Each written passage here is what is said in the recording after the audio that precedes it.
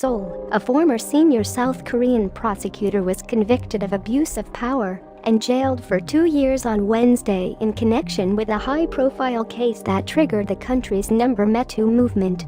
Ahn Tae-geun was accused of repeatedly groping a female junior colleague at the funeral of another co-worker's father.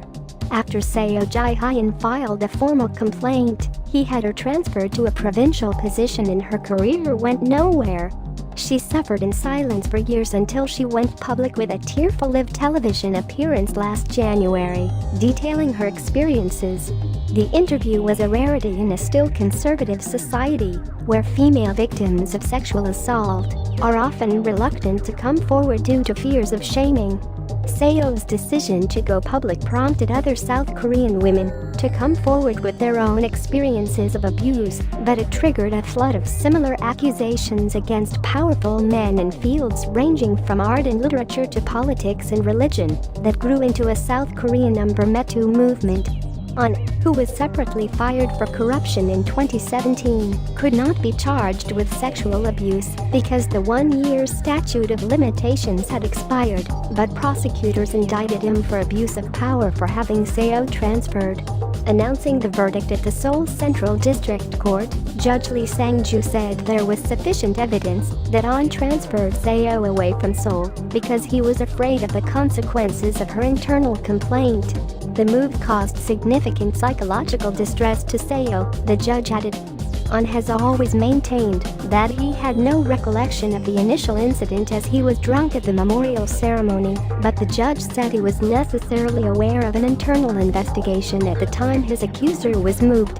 Wearing a dark suit, Ahn, who had denied the charges, mostly looked down with his eyes shut and fists clenched as the judge delivered his verdict, sighing and looking up to the ceiling as his defense arguments were dismissed one by one. "This was such an unexpected result," he said, adding that he would appeal. In the public gallery, a handful of young women quietly pumped clenched fists into the air as he was sentenced. The verdict was welcomed by many activists, who described it as therapeutic and pleasantly surprising after doubts had been raised over the prosecution's efforts.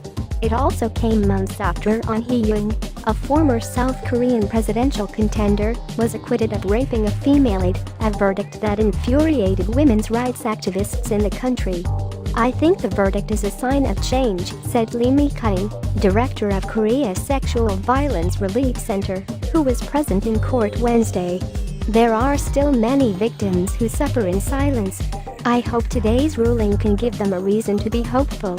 Bae Bok-ju, another campaigner, regretted that Ahn could not be charged with sexual abuse. But today's ruling at least acknowledged that it's the power abuse at workplaces that often leads the victim.